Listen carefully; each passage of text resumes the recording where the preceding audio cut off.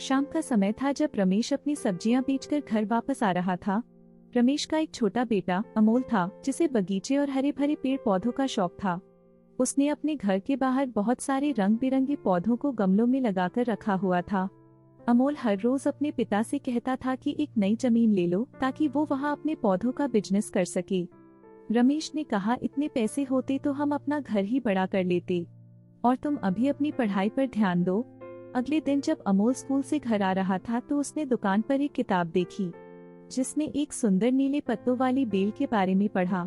उसने अपनी माँ से कहा कि मुझे मेरे जन्मदिन पर वो बेल चाहिए, मेरे गमलों में एक भी पत्तों वाली बेल नहीं है।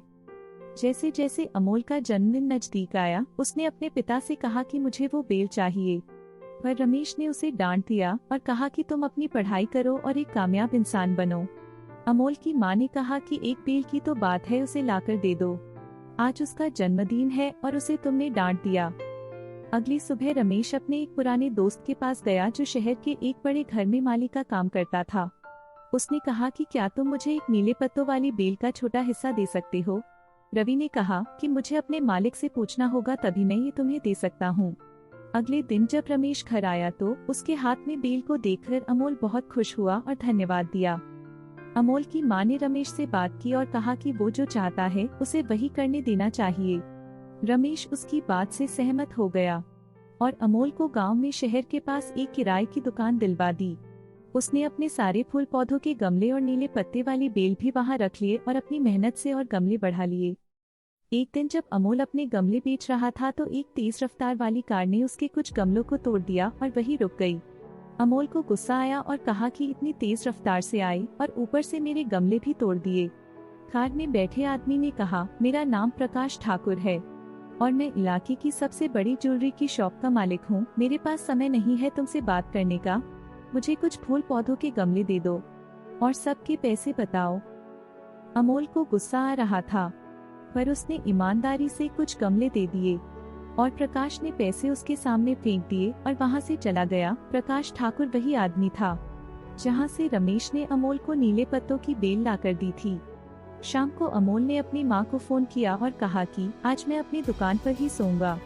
उसने बेल के पास अपनी चादर बिछाई और वहीं सो गया।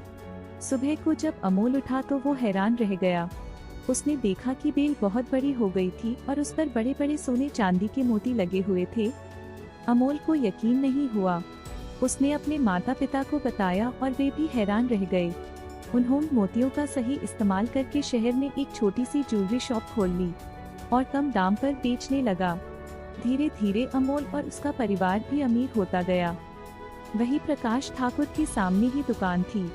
उसने अमोल की दुकान पर काम करने वाले से पूछा कि उसके पास इतने जेवर कहाँ से आए। शॉपमैन ने बताया कि उसके पास नीली बेल है, उस पर ही ये सब मोती और आभूषण आते हैं।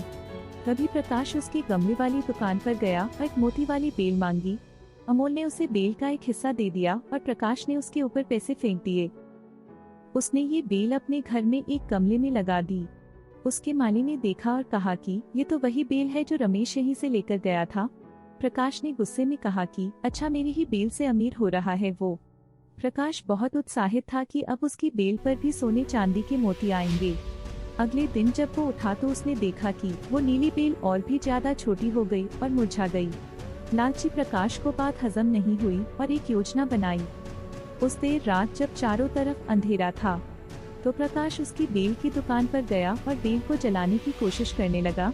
जैसे ही उसने आग जलाई तभी बेल ने उसे पकड़ लिया और पूरी तरह से जकड़ लिया। प्रकाश को सांस लेने में परेशानी होने लगी और जोर जोर से माफी मांगने लगा। तभी अमोल और उसका परिवार वहां पहुंचा और उसे बेल से बाहर निकाला। उस रात प्रकाश को एहसास हुआ कि अमीर बनने का लालच उसे खत्म कर देगा।